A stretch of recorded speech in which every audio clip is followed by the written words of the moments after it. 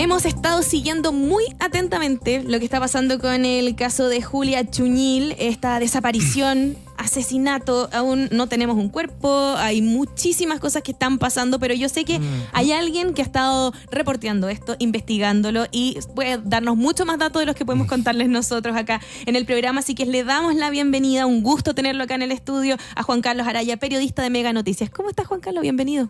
Hola, gracias. ¿Qué tal, Juan Carlos? ¿Cómo te están? va? ¿Bien ustedes? Bien. Bien dentro de todo. ¿Cómo ha estado toda esta investigación que día a día nos ha ido sorprendiendo? Porque primero teníamos una idea muy distinta de lo que podría haber llegado a pasar con Julia Chuñil y a lo largo de estos últimos días ha dado un vuelco total. ¿Cómo has visto tú todo eso?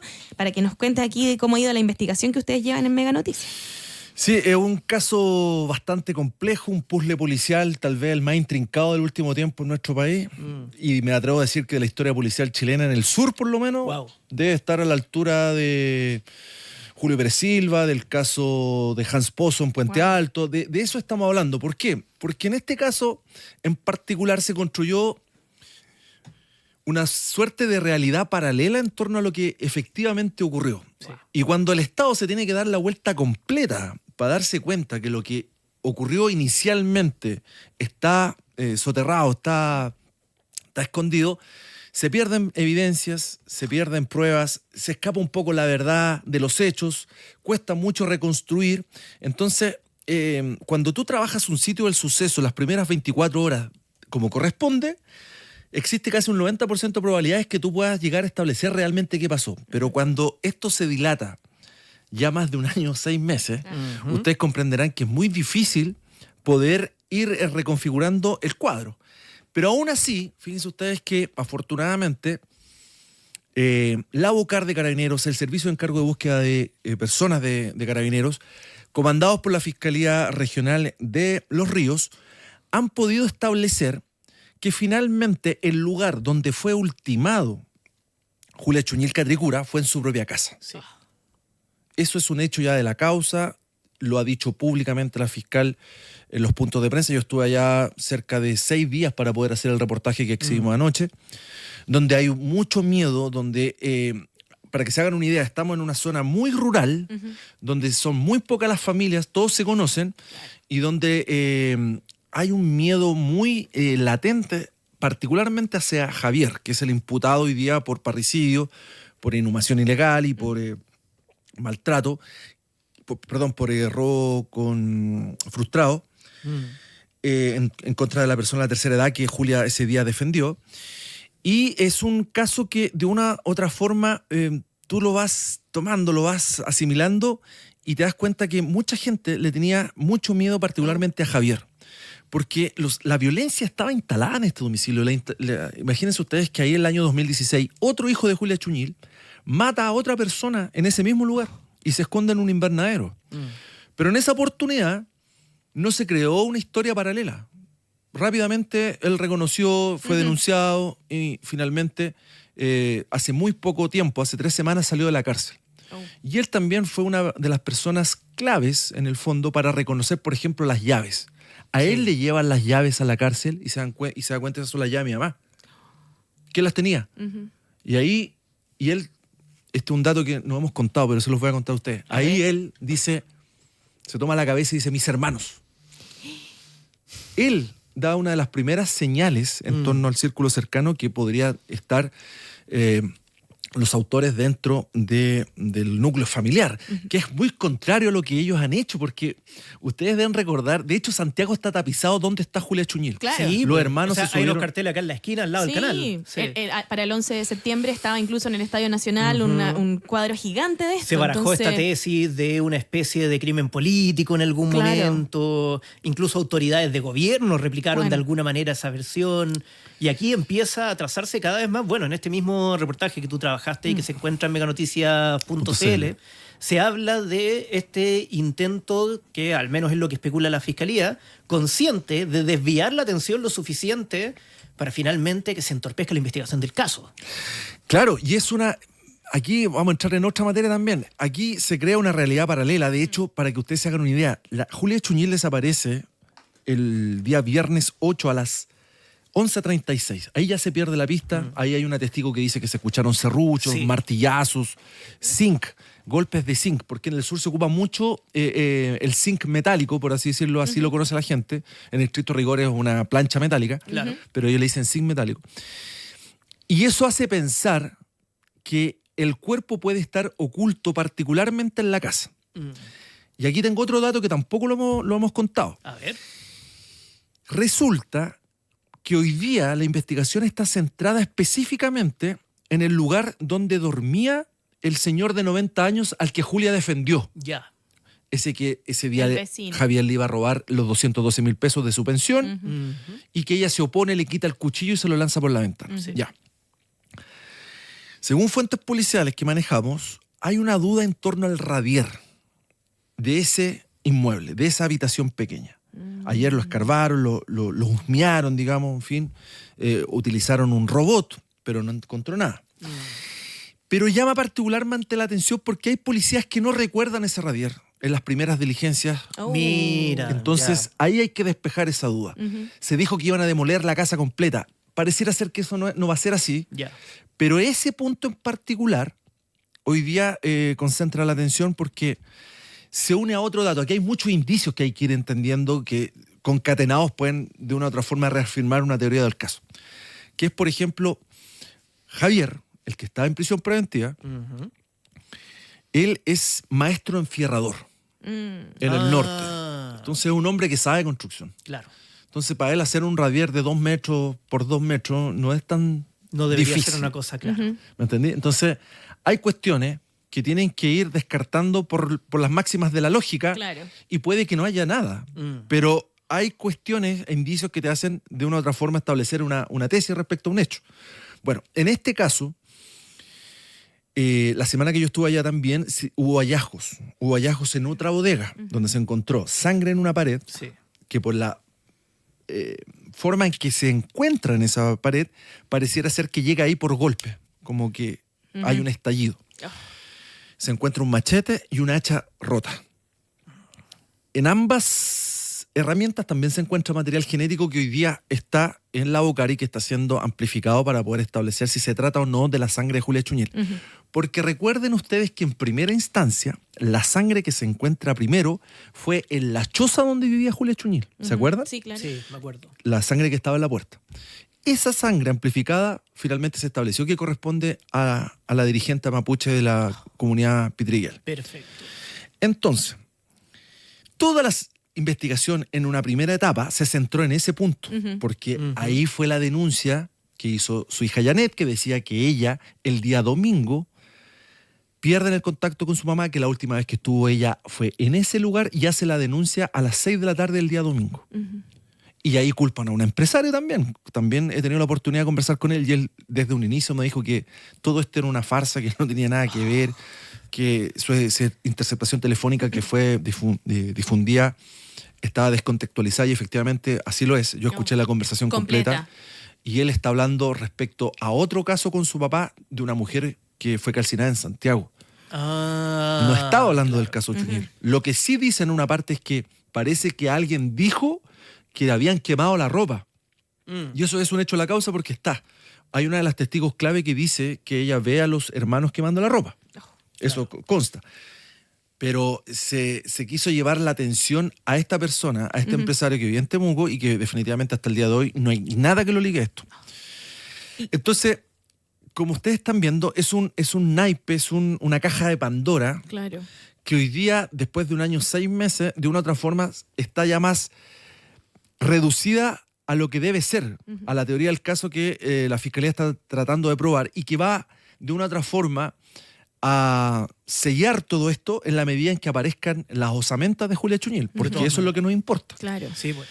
Porque a esta altura, ustedes comprenderán que por el proceso, ya por el tiempo, a esta altura... No, cuerpo ya no hay. nada, Vamos a encontrar en el mejor de los casos osamentas y en el mejor de los casos en un mismo lugar, porque también está la posibilidad, dado que es una zona boscosa. Y animales. Y todo, animales, claro. con selva, hay pumas, en fin. Sí. Es un lugar que no es tan fácil. No es lo mismo trabajar un sitio del suceso rural, donde no hay cámara de seguridad, donde los testigos muchas veces guardan silencio. Recuerden ustedes que la persona que de una u otra forma prueba lo que ya tenía más o menos hilado la fiscalía, es el yerno, quien dice que él ve a los hermanos y que ve a Javier cuando la asfixia, la golpea contra la bodega y cae. Pero que él ve que la toma Pablo y la toma Javier y la llevan hacia el bosque.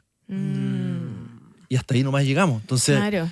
¿Y qué otro tipo de contradicciones o omisiones han tenido los hijos que hayan hecho poner más atención en ellos? Está el famoso detalle de la llave, ¿no?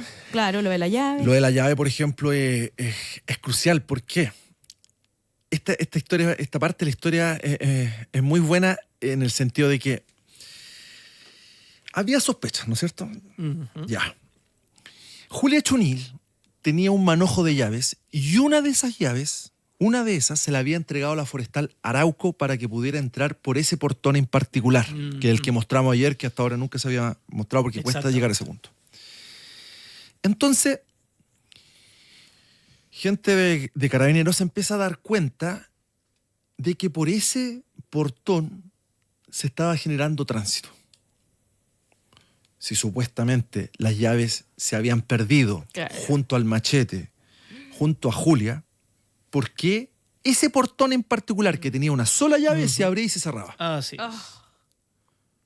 Es un acertijo, esto es como una película. Entonces, ahí un policía se le ocurre y dice, aquí tenemos que instalar cámaras trampa. Oye, buena idea. Y lo hacen, piden las autorizaciones y lo hacen, la instalan en los árboles. Esa cámara fue instalada el día 6 al 8 de febrero del año 2025. Y alcanza a captar estas imágenes. Ellos se dan cuenta y manipulan las cámaras también, pero ese material ya lo habían recuperado. Excelente. Van a revisar el archivo y adivinen quién aparece. Uy, el hijo. Javier Troncoso Chuñil. Ahí está. Oiga, usted nos dijo que las llaves estaban desaparecidas. ¿Por qué usted tiene las llaves si esta llave es una llave maestra? No se puede hacer copia de esa llave porque es una llave bien particular, un candado bien particular. Contradicciones, en fin. Ok. Y ahí empiezan a afinar la búsqueda y van a la casa. Y ahí en la casa encuentran el cuchillo de Julia, encuentran un candado que utilizaba Julia, porque este es como un acceso lateral, el que nosotros les mostramos. ¿Y por qué a Javier le importaba tanto eso?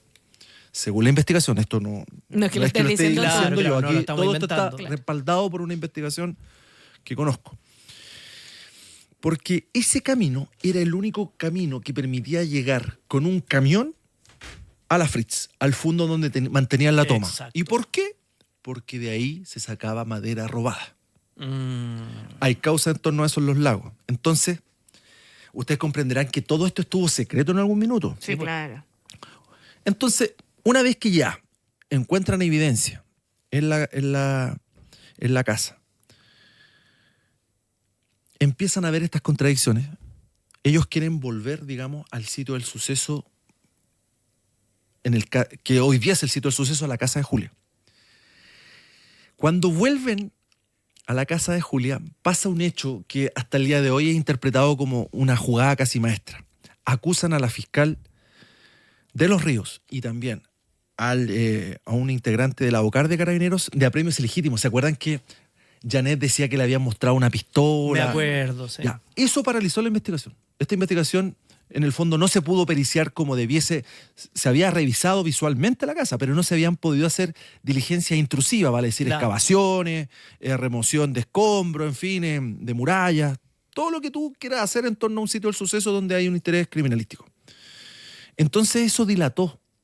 En algún minuto la fiscal regional se estaba pidiendo su remoción del caso. Sí.